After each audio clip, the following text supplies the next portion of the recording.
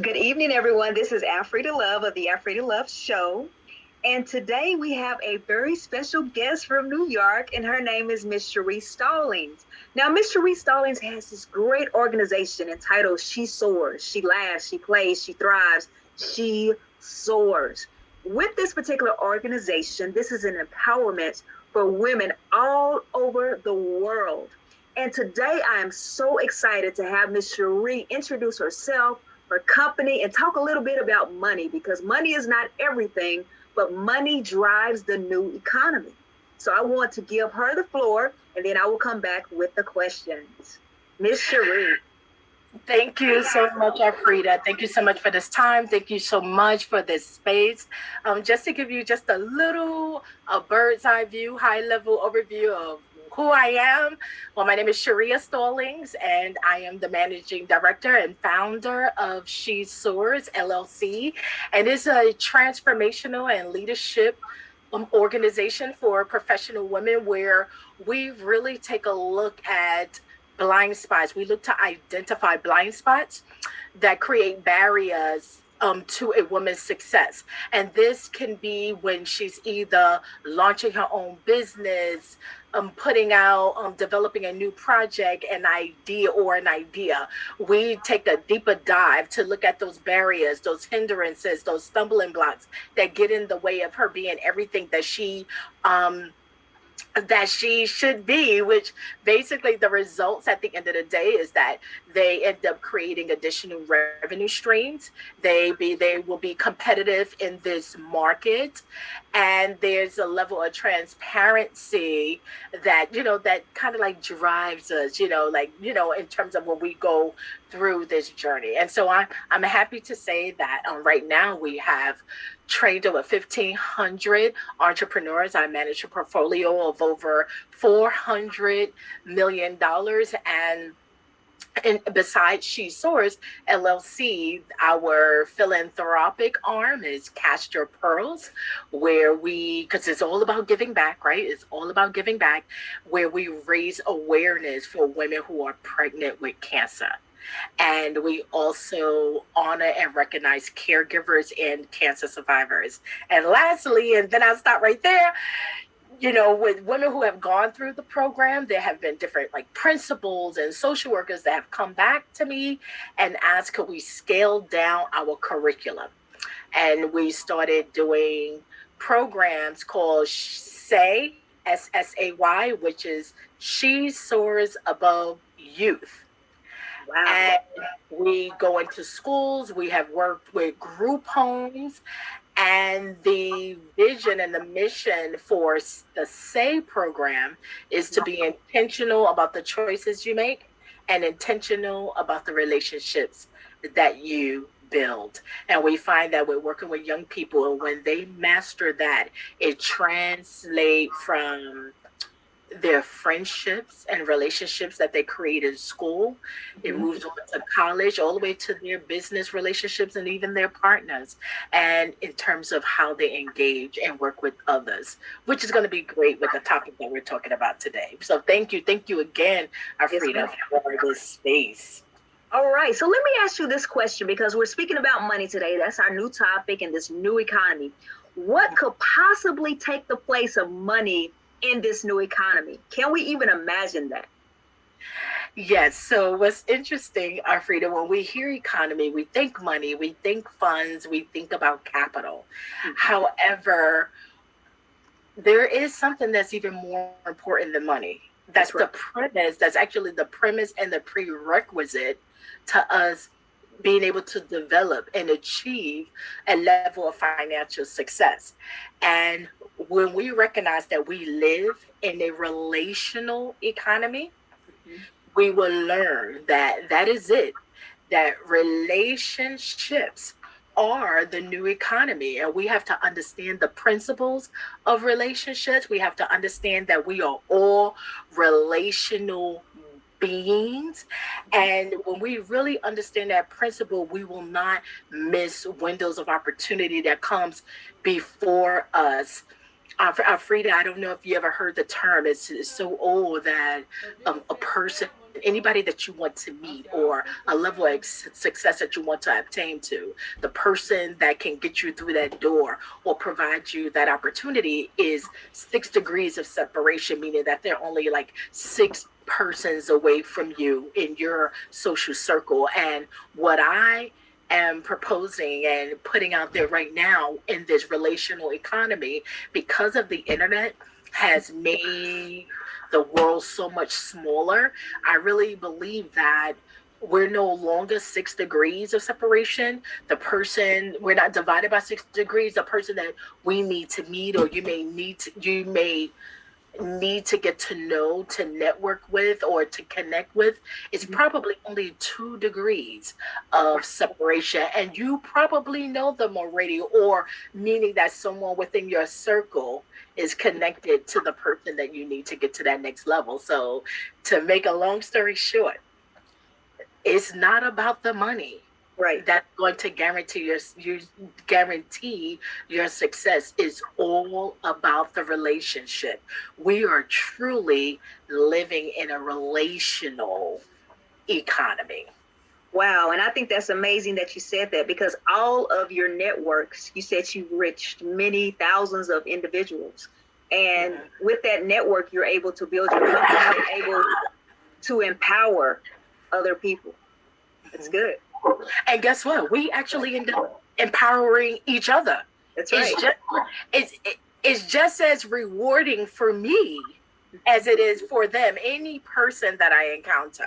And that's what, when we really look at it through those lenses, we'll find that it's not about how much we can get, but it has to be, we really, in this relational economy, you will find that the people who do well have mastered the art of reciprocity. Right. That's good. Now, I hear you mention, because we've been speaking, I hear you mention the term net weave. Okay. How does it differ from the term networking that most of us are familiar with today?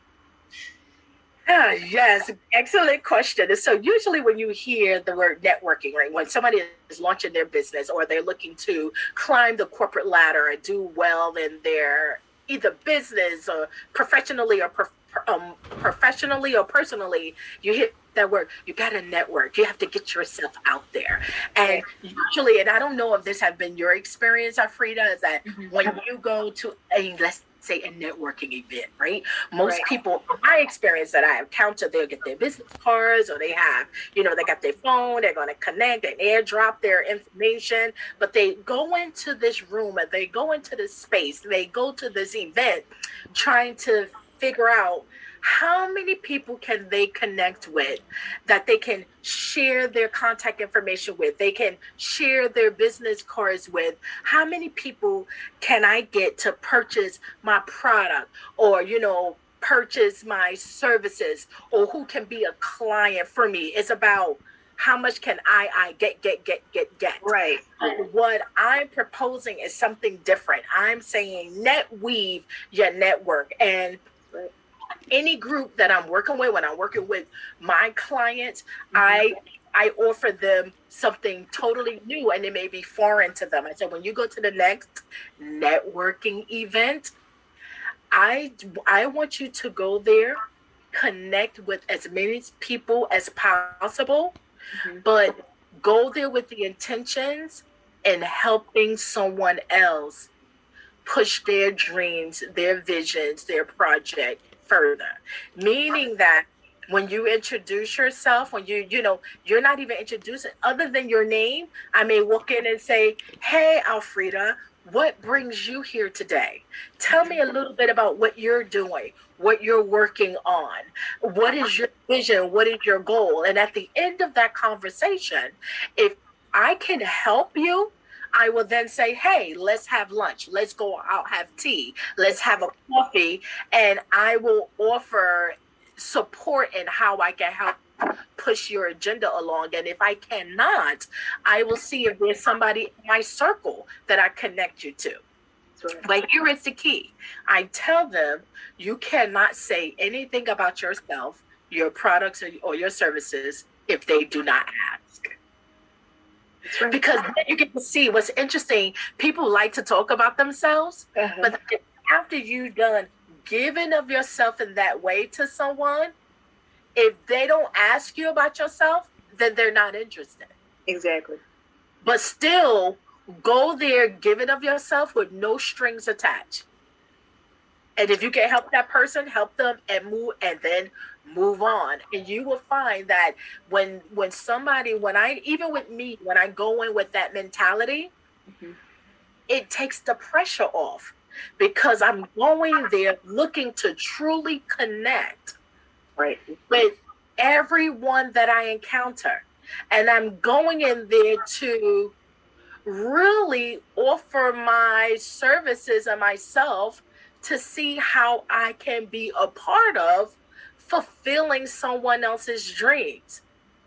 And I am going to tell you at 100% of the time that going in with that mentality to be of service became rewarding to me in the end, to me, my business, and even in the connection. Because then in the end, more than half of those people was willing to help me or to support me, because how I unselfishly extended myself to them and genuinely extended myself to them with no strings attached.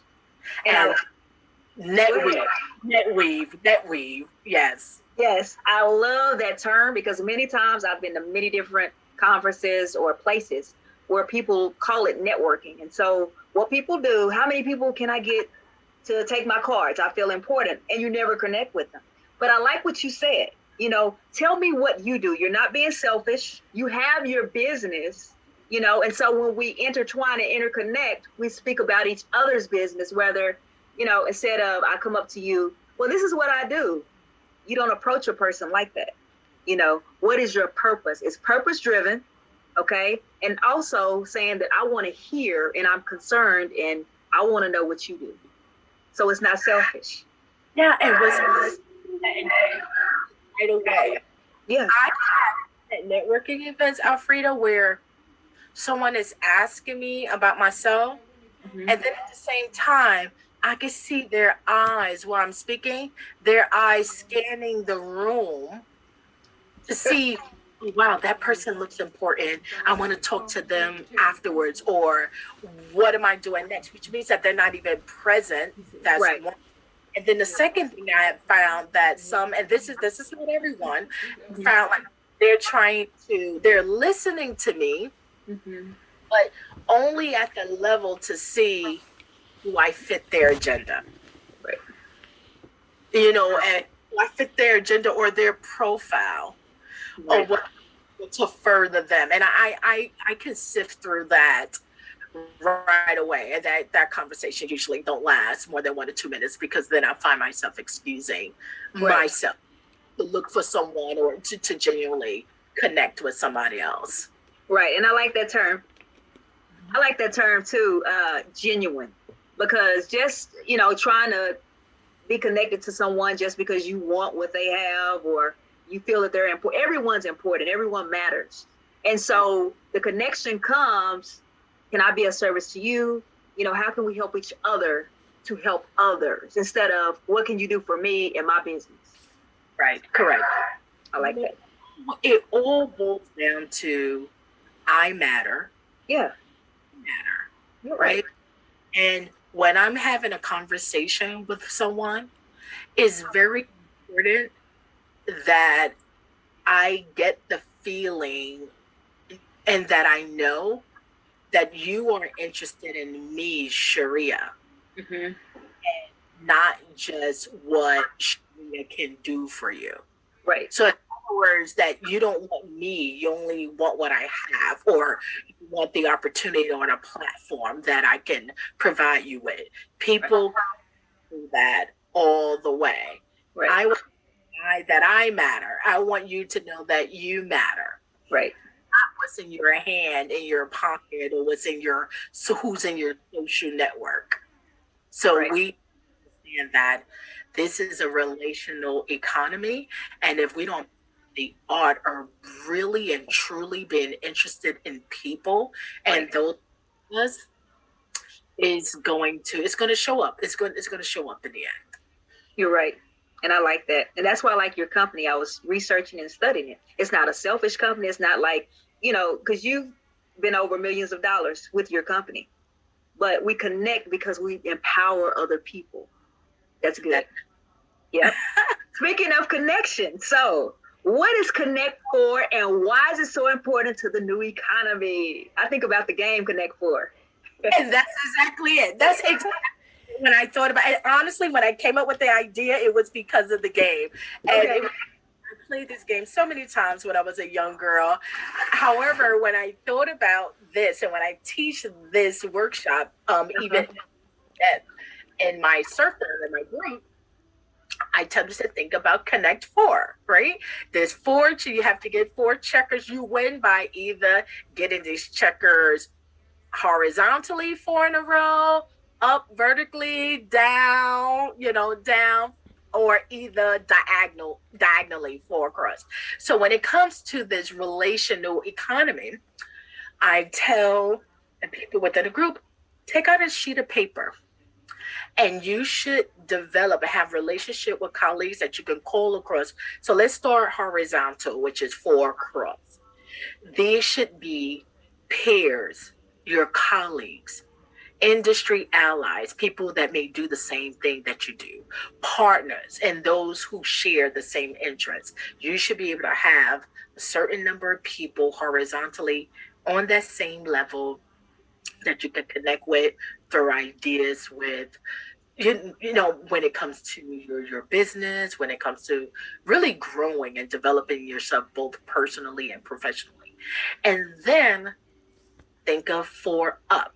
So now these people, and you don't have to know them, but these people are those that inspire you, that motivate you, that stretch you.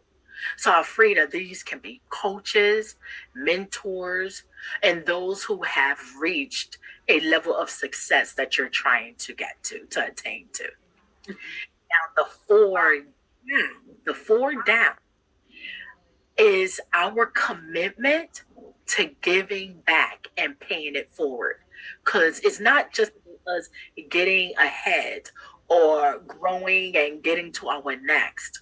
Who are we now looking back, looking down to reach, to pull up and take along for the ride and to show them the ropes and them and helping them fulfill their dream and helping them to develop in areas that, we may be able to support in. And then diagonally, which I love is even more so, because those are those outliers. We have to learn sometimes to go outside of the box, and join other programs just to stretch us and to learn. It could be learning another language. It could be traveling somewhere that actually opened up our mind in a way that still supports our dreams and, support our dream and vision. So when it comes to, I say, Connect 4, we need to make sure that we develop relationships that's at level, upward, those that we're aspiring and I'm looking to obtain to, those that motivate us, down, who is that next group of people and others that we're committed, that we are going to commit ourselves to up and paying it forward. And then the outliers diagonally. What are we doing different? Because everything wouldn't be just so routine and methodical. We got to have a little fun, right? And saying she saws, she laughs, she plays, she thrives, she soars. So we have to work hard, but then we have to learn how to play hard. So that's why I say go outside the box, go diagonal, and learn something different. I like that. You have everyone in quadrants, your circle, your support group. Genuine people, Miss Sharia. Genuine people. That's it. And we have to be authentic, right? Right, because we want things to be authentic. All right. Okay. Now, can you take us through the key building concepts of key connections. Yes. So there's about, I'll say, I call them 4 key connections, but I'm going to give you 5, a bonus. Good. Yay. First thing goes back to a word that you keep saying, genuine, genuine, genuine, right? The first thing is to seek. Mm-hmm. The first key is to seek to build genuine relationships, Right. by developing mutual respect, Mm-hmm. trust, and understanding. And this happens by sharing something about yourself, also by asking for help, and then using technology, Right. Yeah, we have to. We're in a digital world right now. I remember I didn't like to do videos. I didn't like to, just this. And now the world has thrust us. We have to learn how to pivot. We got to learn how to, and we have to move with the times in order for us to remain relevant and for our businesses to remain viable.